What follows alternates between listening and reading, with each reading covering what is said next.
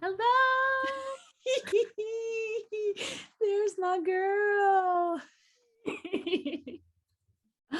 Oh my God, you're so beautiful. I love that painting behind you. Thank you. Actually, from my class, my friend Izzy painted that. Is it Dean? Yeah, No, I know. God, the talent just like abounds everywhere. She's amazing.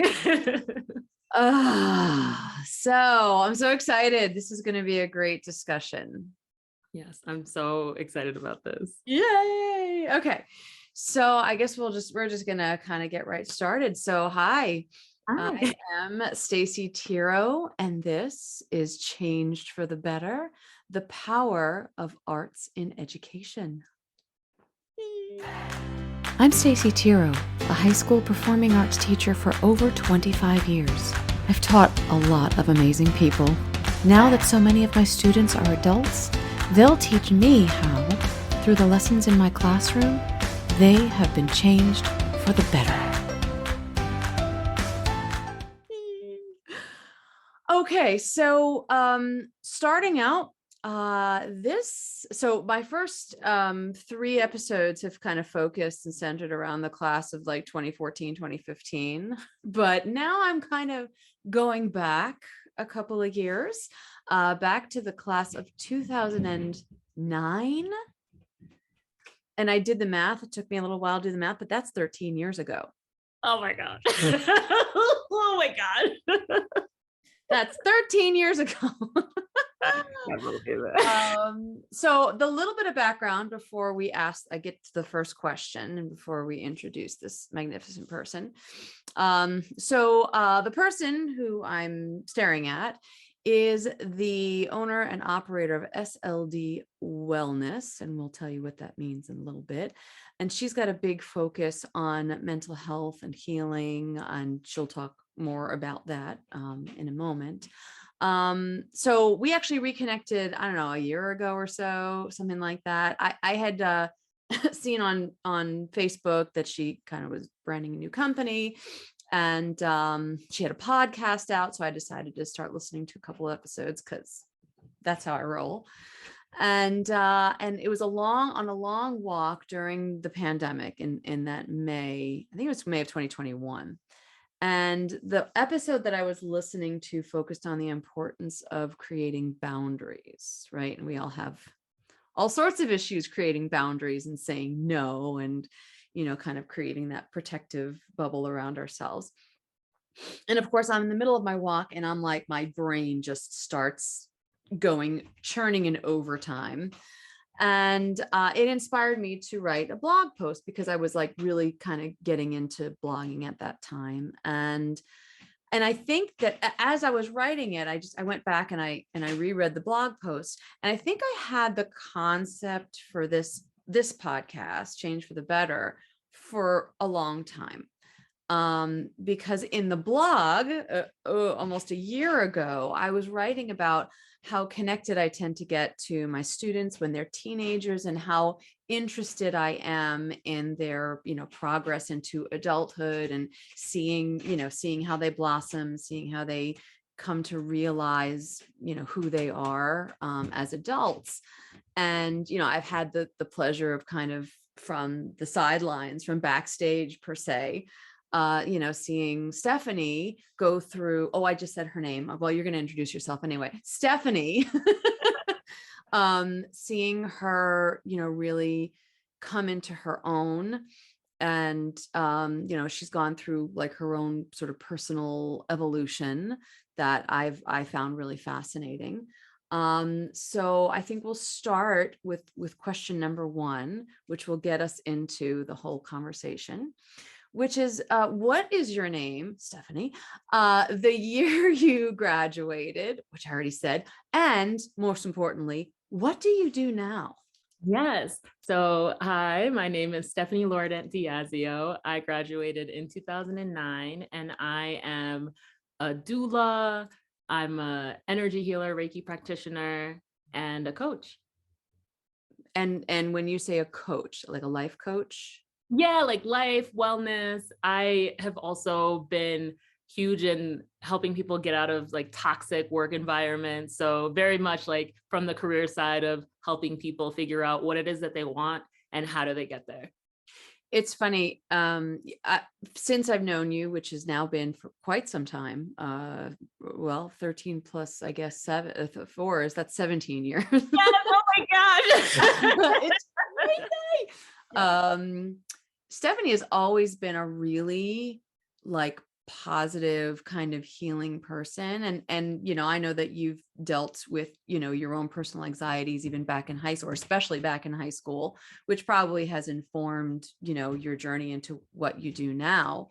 So I think it's very apropos that you're taking what you've learned and sort of pouring it into the process of healing, helping other people heal themselves. Did you want to talk anything about like that part of your journey, getting to here? Oh yeah, absolutely. So I was actually thinking about it earlier when I was walking my dog, because I was like, how is it that it feels like it's just been like so full circle? Because I remember in high school being very quiet, reserved, and I feel like I was so much in my internal world dealing with anxiety, but not really knowing how to confront it. And I feel like when I took your dance classes and when I was in thespian doing the plays, like that was when I really got to be like, oh, so moving my body, that feels great. Expressing myself, that feels great. Writing, that feels great. And then from there, I was able to just kind of, okay, let me do that at home. Okay, let me do that in my free time. Let me continue to like dabble in that and play with that. And then when I went to college, I was a broadcast journalism major. So it was like, oh, I still like being in front of a camera, still like to write, still like to do all of those things, still like to understand why people do the things that they do. And also with that, still understanding the fact that when I would move my body, I felt like I was in a better mental space. Like that was something that I always realized is if I stop doing this, my anxiety would just shoot back up. I'd be like, oh, done. yes. I'm like, Covers oh, over the head. yes, I'll see you in 2 weeks. Right. Well, I'm gonna hold you off because I feel like you're actually starting to answer some of the questions that we're gonna get to. So we're gonna kind of put a pin in that and kind of get back to that. So let's go to question 2. And you started to, but I want you to elaborate a little bit. So using your adult brain, how would you describe your adolescent self? Ooh, in a lot of pain.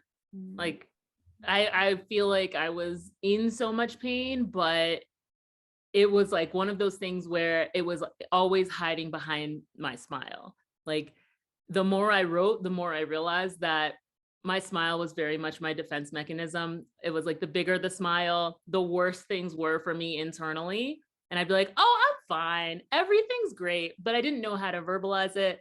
I was afraid to really express it.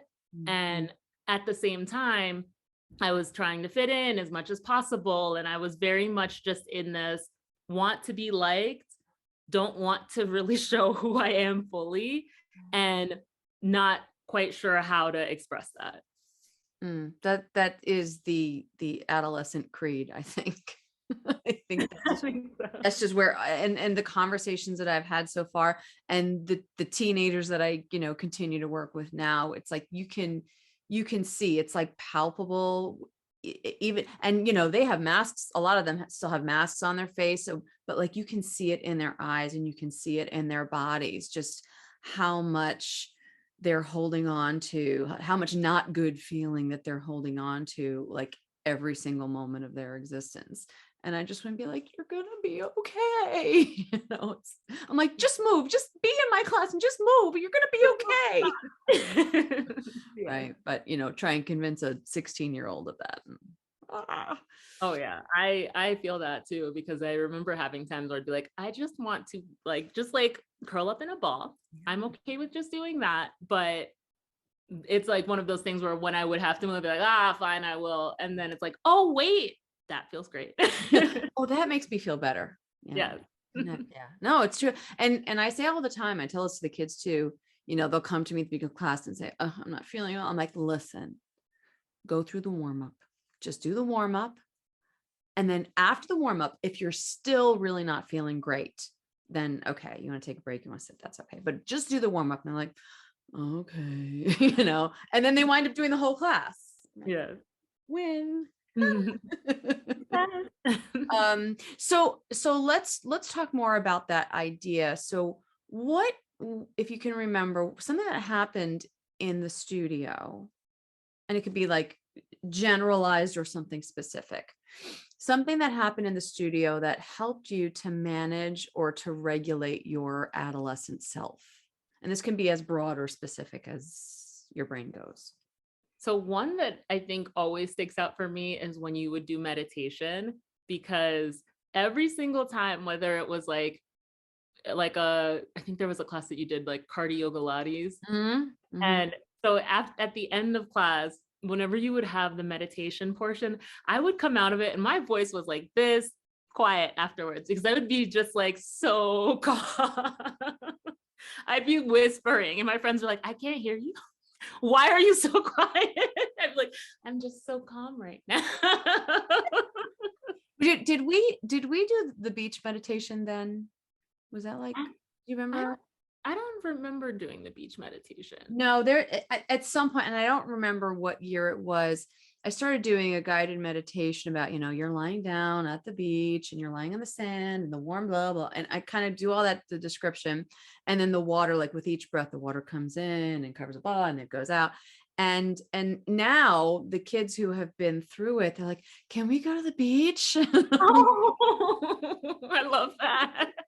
Let's go to the beach. Now I try and I generalize it more, because after a while, sometimes it's like, enough with the beach, let's find something else to do. Yes. But they love it. And I've been doing, especially during the pandemic, I was doing a lot of mindfulness, especially at the end of the year after the virtual dance concert. And I did like a whole 5-week unit on mindfulness, and meditation was a part of that. And at one point at the end, one of the kids were like, thank God. And I was like, oh, no, that's so sweet. Okay, I guess I'll keep doing it. It's good stuff. We'll stick to that. Yeah, but that's good. That's good to know. That's the kind of thing that sticks with somebody, for all of those years. Oh yeah. Information. Okay, let's go to question 4. What are some lessons that you learned in the studio or in the theater for that, because Stephanie was in my shows as well. In fact, in her senior year, she played Mabel in Fame. Yes. So fun. And so what was something that happened? What are some of the lessons that you learned in the studio that you think about or that you use today?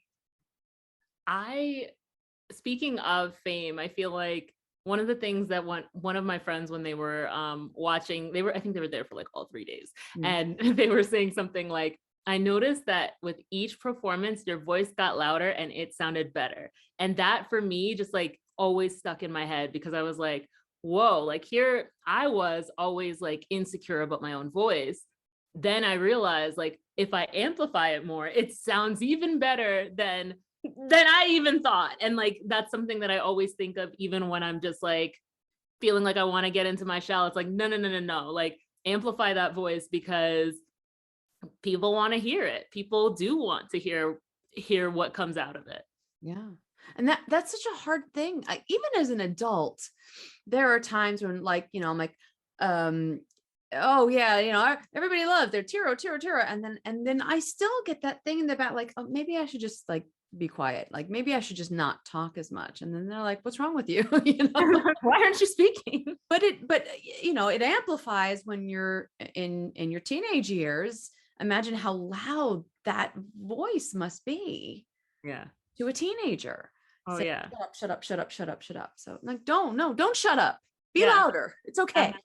Absolutely. And that was something I remember like as a teenager being like, nope, nobody wants to hear what you have to say. But then even just like throughout the years, people have been like, actually, anytime you say something or anytime you like contribute something, I want to hear more from that, more of like your thoughts or all of that stuff. And it's like, that's been so helpful for me, because then I'm like, oh, keep going, keep sharing, keep speaking. Right. And I think that's why I decided to do this. I think of this, this effort, this, podcasting and getting your voice out. And I get very dual minded about it because I'm like, what do I have to say that everybody wants to hear? And then people are like, yes, we want to hear that. The same thing. And I'm like, okay, so I need to tamp down that part of my brain that's telling me to be quiet and just be and live in this and be okay with this and keep pursuing. So it still happens when you're 50. So it's good to know. It's good to know. We're just bigger adolescents, really. That's just the truth. I absolutely agree with that. No, it's true. It's very true. So question 5, how do you think you have changed since you graduated from high school?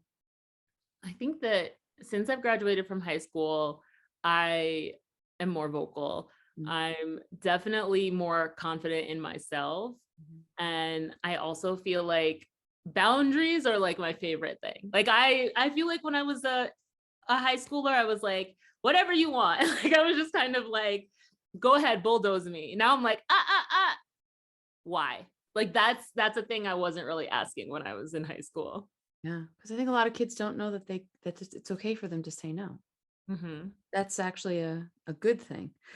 Yeah. That they're maybe their parents never told them, or maybe their teachers never told them. They never thought was an okay thing. But boundaries, super important. I think I always write a blog post to accompany the podcast, and I'm going to refer back to that post and that discussion that we had, because it's so important.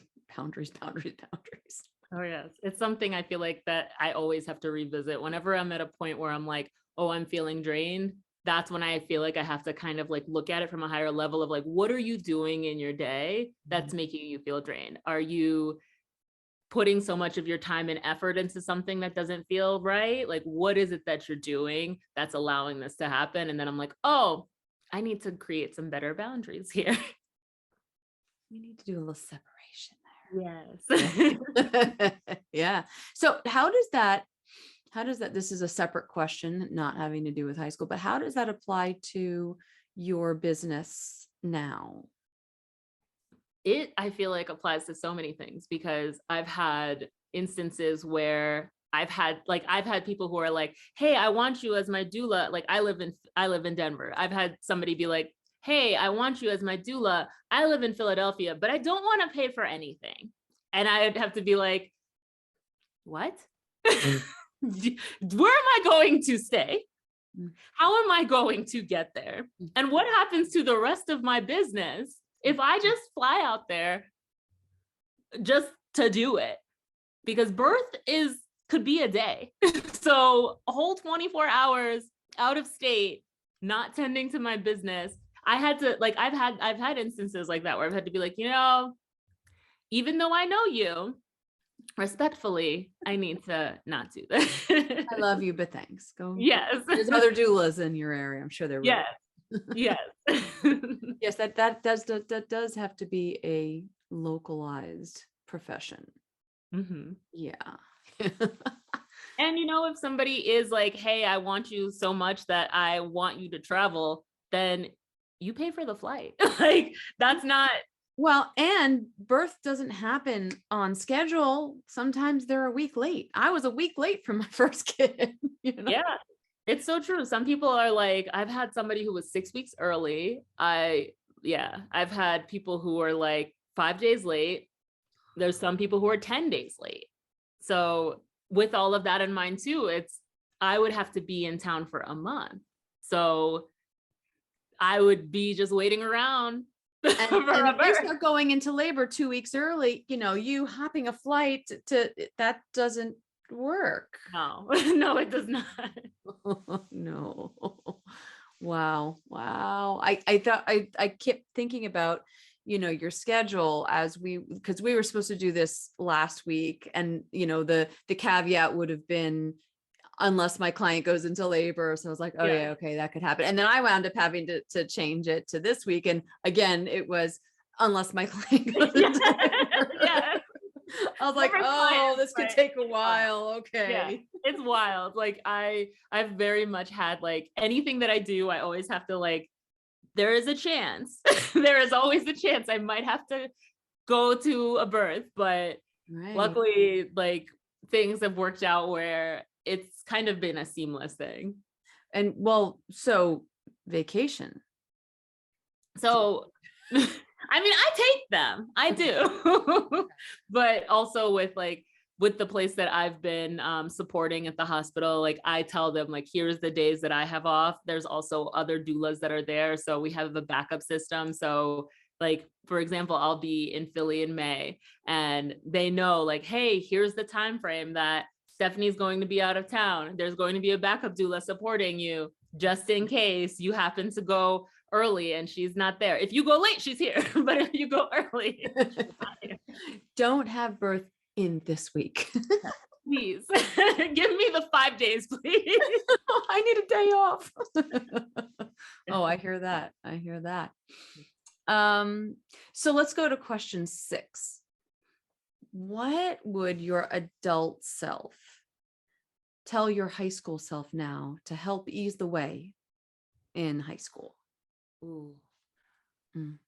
I would tell my high school self that you don't need to be liked by everyone and that it's okay that you are yourself, because how quiet I was something that I definitely got teased for, definitely got made fun of for. And then I felt like, oh, something's wrong with me. But everybody has something special about themselves. Everybody has something that they bring to the table. You don't need to replicate anyone else. Just be yourself and be comfortable with being yourself. Yeah. Yes. High school students who might be watching this right now. Yes, that. I don't have to say it. Big professional Stephanie just said it for me. There you go. and that's, that's one of the missions, I guess, of this project is to find those like threads of wisdom that kids need to hear. And sometimes they don't, and sometimes they do and they don't listen to it. That's a whole nother thing. But I remember Stephanie as the quiet kid, but she wasn't so quiet that she wasn't, personable or unfriendly. She didn't like, hide behind a hoodie. But there was a sort of a demure, I guess an adult would call it like respectful, kind of nature to her. And when you have a kid who's like not a problem kid, and they seem happy and you don't look a little bit deeper, you don't always think that there's, real issues behind those eyes. Yeah. And I think that, now as a teacher, like knowing now what I know as opposed to 13 years ago, that's something I might have caught maybe a little sooner, or been a little more sensitive to. And I think that if there are any teachers who are watching this, that's important for us to remember. Just keep in mind that you just don't know what's going on behind a kid's eyes, masked or unmasked. Very, very true. Yeah. Okay, so let's bring it a little bit more into the present. So you've overcome a lot of these, the anxieties that you had, and you've created your boundaries and you found your voice. And you have a successful career that you love. So what's something that you're still grappling with now? I would say right now what I'm grappling with is growing that business in the way that makes like the most sense to me intuitively, because there are so many skills that I have. There are so many things that I've done. And I remember when I first started the business, I was like, I offer all of these things. And now I'm like, whoa, whoa, whoa, whoa, whoa. Let's streamline that. Yeah. Let's bring it back. I completely hear you. In my in my world, so I'm teaching, right? Because that's my day job. And now I'm writing more and starting this podcasting thing and just throwing all of these ideas out to see, what's going to stick for me for the long run. And then I hear, like marketing type people saying, oh, you have to create a brand and you have to, and I'm like,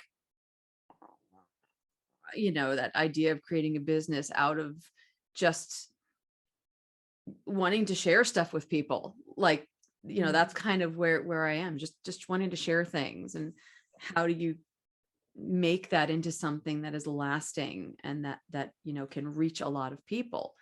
So I hear that struggle.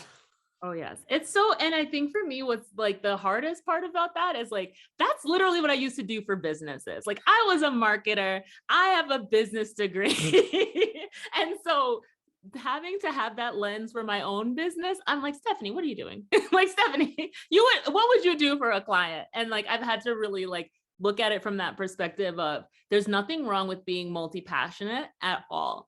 And I think that instead what I'm doing is, while I might be niching down, is like definitely the term that people use in marketing of like getting specific, getting more specific. What do you do? But then with that, I'm like, oh, and I'm jamming all of my tools into that. Like I'm a doula, but I'm a doula that can do Reiki with you during birth and do meditation with you during birth. And prior to birth, we can do prenatal yoga. And after birth, we can do postnatal yoga. And after all of that, we can do coaching. And so that's how I've had to like get myself into okay, here's what you do. And here's how to bring in all of the stuff that you do. That's brilliant. That's brilliant. I will have to talk to marketing Stephanie person at some point in my journey when I get closer to retiring. I got you. That window's getting smaller and smaller. You're almost there. You're getting there. I'm getting there. Okay, so question number 8. Tell me one thing that you miss about your high school self and one thing that's gotten better since you graduated. So I miss dance classes in high school, truly, and the musicals. Like that for me was really when I feel like I started to come alive. And looking back on it now, it's like I get this visualization of like a butterfly coming out of a cocoon. Like that was really me being like, oh, this is so much fun. I could do this every day for the rest of my life. This is amazing. Like that was literally like, oh, this is magic. Like just being able to be a part of that was just so fulfilling. And I think that when I finished high school, when I went off to college, and then after that, business school, all of that, I was always trying to find like, what does that magic look like for me? And as an adult, I think what's cool is like, I take adult dance classes, I take tap, I take jazz, I probably will take ballet at some point. I took a bar class this morning. So I'm finding other ways to still move my body in ways that feel fun.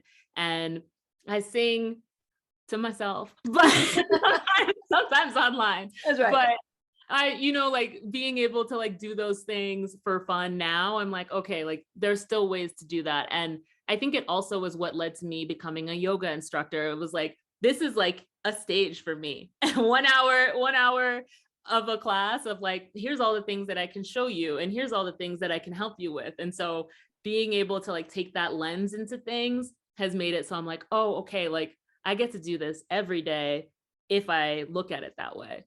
And teaching, I mean, teaching in general is that you're performing every second. You have an audience for, 50 minutes at a time, and then a new audience comes in and another 50 minutes at a time. And sometimes they're an appreciative audience and sometimes not so much. but they're, and especially, when it's, sometimes you have like your better classes, the ones that really appreciate what you're offering. And those are the ones that they walk in, you're like, oh, thank God you're here. And they leave and you're like, oh, thank God I ended my date with that, or I get into rehearsal and, and I'm like, okay, now we're going to come alive and do something like really special. Yeah. So I completely understand that. So, how would you would you say that the one thing that has gotten better is that you've sort of figured out how to transfer that feeling Oh yes, into your absolutely. adult? Okay. Okay. Yeah, because anytime I had tap and jazz last night, and every single time I do it, I literally feel like my inner child is just like, I get to move my body. I get to like, I had so much fun last night. And every single time I finish, I'm just like, let me tell you about how I got to tap my heart out. And let me tell you about how I learned all these new moves. And we have a performance too. So it's like, that's what's really cool about it. Like, I get to see all the little kids perform, and I'm like, I know I know that everybody's more excited about seeing the little kids, but I'm like, I don't care. I'm going to put my whole heart into this, and I'm going to have so much fun as an adult, and I'm just going to live it up. I'm going to put my sparkles on and I'm going to shake my hips and it's going to be great. Just, you need to take a modern class so you can like roll around the floor. Yeah, that's true. I need to find one. There's something very, very healing about that. Well, healing. And then like when your hip hurts, maybe not so healing. And then you're like, oh, that's what I did. Feels not as good, but it's okay. It's okay. Okay. Wow. We're blowing through this so fast. Okay. Here's the big question. Number 9, if you could give a piece of sage advice to high school students now, what would it be? I would say, aside from being yourself, which I already said, Mhm. I would say realizing that you have your own special thing that you do so incredibly well will get you so far in life. Like, it's not about the grades. Like, I was so fixated on grades in high school, so fixated on grades in college, so fixated on like getting that A, so fixated on like being the best at work.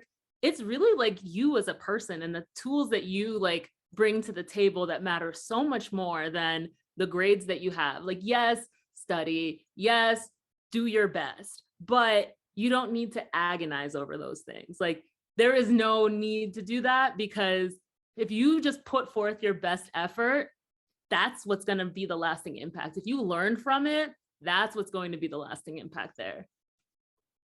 Boom. Yes. Yes. Yes. And that's a thing that I talk to my kids now more than ever about, is that I don't grade you on, can you do a plie? Can you do a pirouette? I grade you on when you walk in that door and you do the work and you walk out. Did you learn something? Did you get better at something? Did something click? So that when you walk in the next day, you can build on that, bringing in the best version of you. And I think that's more important than any standardized tests that or college prep thing that's out there for kids that measures their worth, their smartness, their whatever. Absolutely. And that's something I feel like, especially in the working world, I was like, oh, okay, so you don't need to be the top of the top to be a leader. You just need to be scrappy. You just really need to be somebody who's like, okay, like, here's the way, like, we're going to figure this out. Like, you don't need to be like the A student with the 4.0 in order to have that happen. Like, oftentimes those are not the people that are at the top of the top, because the people that are like, let me follow everything to a T, you're the ones that are doing the work for those people. Right. Rather than That's being right. like the scrappy person that's like, how can we figure this out quicker? They're doing the 80-hour work week, in a conference room with piles of papers around them, trying to sift through all of that. Yeah, no, it's the movers and the shakers. It's the creatives that I think have the best chance at carving a niche for themselves, and really loving what they do. Yeah. Yeah. Yeah. Okay. So now we're going to swing the focus back to your present. And I think I feel like you answered this in several ways, but I want you to kind of focus in on what are 3 of your either favorite or most effective self-care practices that help you to center and to regulate yourself? I love meditation. Like that's something that I do basically every day. Like I start the day with meditation. And if I don't start the day with meditation, I'm going to do it at some point during the day. I'm like, I've got to meditate. Like my husband knows this. Like, I'm like, I give me 15 minutes. I got to go meditate. I got to do that right now. And so that's definitely a huge one. Moving my body has been like essential for me. Like if that's walking for a long period of time, if that's dancing, if that's going to a bar class, if that's just doing something that allows me to move. Like I notice that when I don't move, I feel like I'm just like not in a great mood. But if I get heart pumping, I'm like, okay, I can do anything. What do you need from me? I'm good. I'm here. I'm I'm present. good. I'm good. I'm great. And also writing or doing like voice notes is something too that is really big for me, because I like to just get everything out of my brain, because there's always tons of ideas. There's always tons of things just like rattling around in there. And so to be able to either be like, here's what happened this morning, or here's what I'm thinking of, or here's a business idea that I'm thinking of, or here's a podcast episode or a blog post, like just getting it out so that it doesn't feel like it's lingering is very helpful for me. Mm. Yeah. So tell me, how can people find you on the interwebs? So on Instagram, you can find me at SLD Wellness, S as in Sam, L as in, ooh, what's an L? I'm like, what? Lion. Lion. Lion, L like as in your lion. shirt. Yes, yes. L as in lion, and D as in David Wellness. And also my website is sldwellness.com. And Which it's is just beautiful, by the way. thank you. I did that. That's pretty fantastic. It's beautiful. Thank you. Yeah. So it's just been really, I think for me, cool to just find multiple ways to express myself, and to know that I get to do that in my business is like even better. Yeah, your clients must love you. I mean, they're not complaining. They keep coming back. Well, Stephanie, thank you for spending some time with me, your old teacher. Such a blessing. And I love reconnecting with you, because it reminds me of, when you were back in school, but it's like an even better version of that young girl who I remember, and to see how much you have evolved, and how much you've grown, and how like self-possessed you've become. I'm like, yes, it gives me hope for all adolescents today that they will get there. They will get there. Yes, There. absolutely. I think that when I was in it, like, and I often think of this, like when you're in the thick of it, like when you're in like the heat of the moment, you're like, there's no way I'm going to see this through. There's no way I'm going to get through high school. There's no way that I'm going to get through this class. This class is so hard. But then something often that I actually think of is like, there's something called the 10-10-10 rule, which is like, how are you going to feel about this 10 minutes from now? How are you going to feel about this 10 weeks from now? How are you going to feel about this 10 years from now? And that 10-year mark usually is where most of that pain dissolves. Like that class that you thought was really difficult, or that friendship interaction that felt really hard, you might think back on it and be like, yeah, that was rough, but it's not generally plaguing you to the same degree that it was in that moment. Thank you for dropping that knowledge. That was some good knowledge. Good wisdom. Well, thank you, Stephanie Lauredent-Diasio.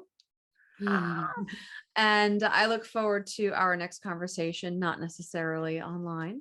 And who knows, maybe someday either we'll meet in Denver or New York, and we'll actually give each other another hug. Yes. Next time I'm in town, which I think will be this summer, I'll let you know. Yes. Yes. Look me up. Yes. You know how to get me. Yes. I know how to find you. We can go to Ramapo Reservation and go on a hike. Ooh, Ooh, yes, yes. That's good. All right. Thank you once again, and tune in to our next episode of Change for the Better, the Power of Arts in Education.